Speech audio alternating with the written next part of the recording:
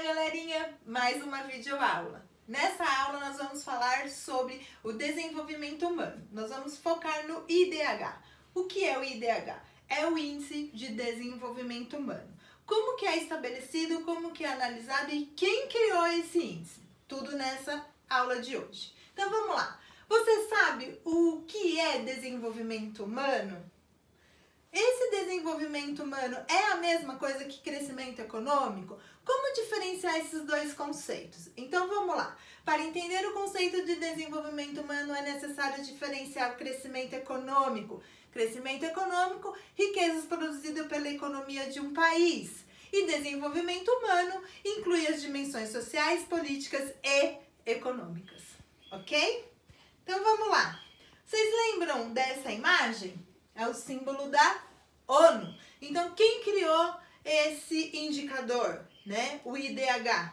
Foi a ONU, né? Quem é a ONU? Rapidinho para a gente relembrar essa ONU. Então, a ONU inclui os países, os maiores países, né? Da economia global, né? Então, quem que são eles?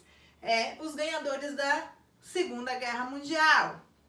Então, eles criam a ONU, né? Ou quem são os países participantes da ONU? Inclui 191 países independentes, ok? Então, a ONU é que vai instituir e vai criar medidas para ajudar esses países subdesenvolvidos, que nós vamos falar no final desse vídeo, ok? Então, vamos falar sobre os principais indicadores de desenvolvimento. Então, o primeiro que nós vamos falar é o Produto Interno Bruto, né? O que significa esse Produto Interno Bruto? É todas as riquezas geradas por um país, ok? Quais são essas riquezas? Dos três setores: setor primário, setor secundário e setor terciário. Primário, agricultura, pecuária e extrativismo. Setor secundário, indústria. E o setor terciário é o comércio e prestações de serviço. Então, todas as riquezas geradas por esse setor, eles são somados e nós vamos ter aí o Produto Interno Bruto. Quando nós precisamos do PIB per capita, né, que é o Produto Interno Bruto, e dividido pela renda per capita da população daquele país, é somado todas essas riquezas, distribuído, né, dividido entre a população. Esse dado é uma média, ele não é real, ok? Então vamos lá. Outro indicador seria a expectativa de vida. Eu coloquei aqui do Brasil, mas falando em geral, o que é a expectativa de vida? É quanto nós temos de idosos? Não, é para saber a qualidade do país, né? A qualidade de vida de um país. Então, quando nós vamos analisar a qualidade de vida de um país, nós estamos analisando alimentação, se a população tem acesso a medicamentos, se tem acesso a hospitais, se tem boa alimentação, nutrição, escolaridade. Então, a principal média aí para analisar o indicador de desenvolvimento de um país é a expectativa de vida, ok?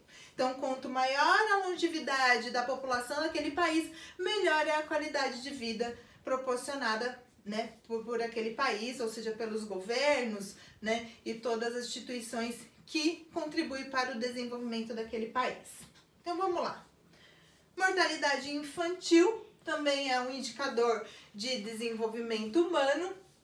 Então, a gente pode estabelecer aqui que são crianças, né? Em algumas regiões são crianças que não chegam a 1 ano de vida, algumas regiões a 5 anos de vida. O que inclui esse indicador, né? Como nós vamos saber? A desnutrição é um principal motivo da mortalidade infantil, né? Tem os aspectos também acesso, né, à medicação, acesso à hospitalização. Então, tudo isso também contribui para a mortalidade infantil. A escolaridade, então não é só a taxa de alfabetização, né? O que seria a taxa de alfabetização? São jovens até 15 anos de idade que sabem ler, escrever e interpretar. E também o número de anos que aquele jovem fica dentro da escola, permanece dentro da escola. Então essa é a escolaridade. O IDH. Então vamos analisar o IDH mundial. né? Então aqui essas cores indicam, né, quanto o verde mais escuro são o IDH mais elevado e o vermelho são o baixo IDH, né? Então, índices de desenvolvimento humano. Para analisar o IDH, nós precisamos de 3 principais indicadores, né? Ou seja, a expectativa de vida, o que vai analisar a qualidade de vida daquele país, né? O índice de escolaridade, né, daquela população, o nível de escolaridade e o padrão de vida, ou seja, o PIB per capita, né? Ou seja, a soma de todas as riquezas geradas pelo país dividido pelo número da população, que eu já falei para vocês, esse índice não é real, né? Então, por exemplo, aqui no Brasil, o nosso IDH é elevado, só que a população é homogênea? Todos têm uma qualidade de vida? Não, não tem. Então, a gente sabe que aqui no nosso país a desigualdade social é muito grande, né? Onde tem um acúmulo de riqueza na mão de poucos e muitos sem nada, né? Então, esse padrão de vida aqui não é real, ok? A classificação do IDH. Então, ele tem 4 níveis: baixo, médio, alto e muito alto, que vai de 0 a 10, ok? Só que nos nossos indicadores não tem nenhum país que é 0, que é extremamente ruim, e nem tem o 10, tá? Que é muito bom, que é excelente. Não tem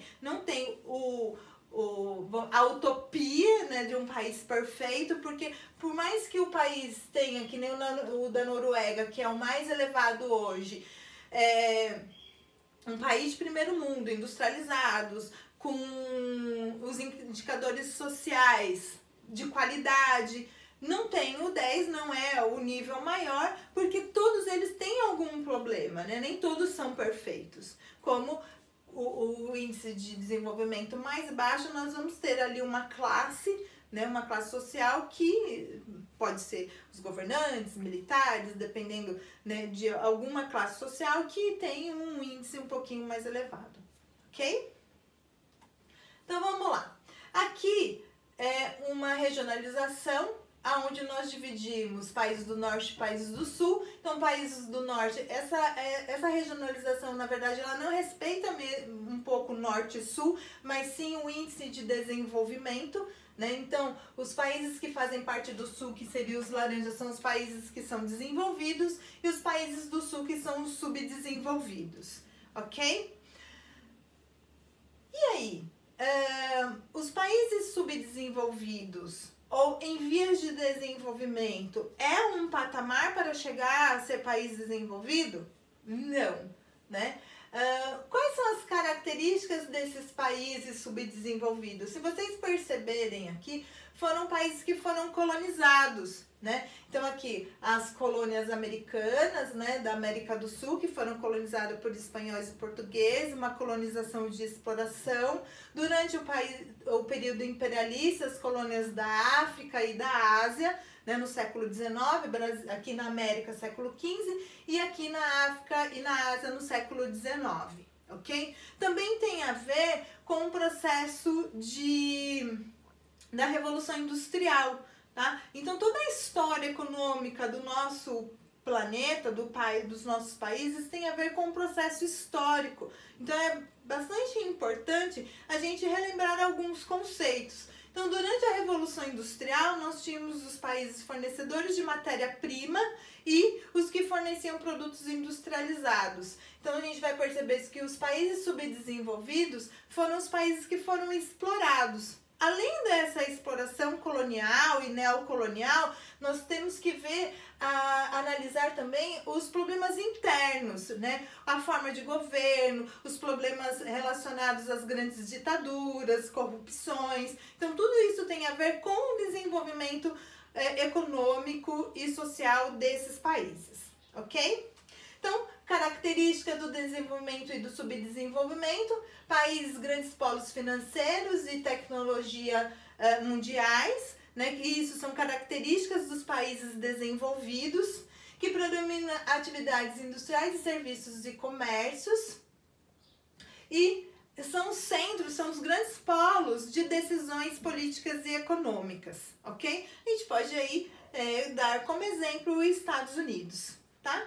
E também os países da União Europeia, tá? Aqui eu coloquei algumas características, né? Países desenvolvidos que possuem alto nível de industrialização, de renda per capita, eles apresentam o IDH e nível de educação e qualidade de vida, e os países subdesenvolvidos, um país que é pouco industrializado e tem uma baixa renda per capita. O seu IDH é baixo, o cidadão tem um padrão de vida moderado, é baixo. Ok? O que eu queria ressaltar aí para vocês nessa videoaula, que com a mudança do comportamento da nossa sociedade e o excesso de consumo da nossa sociedade, o padrão de vida de cada país vem mudando.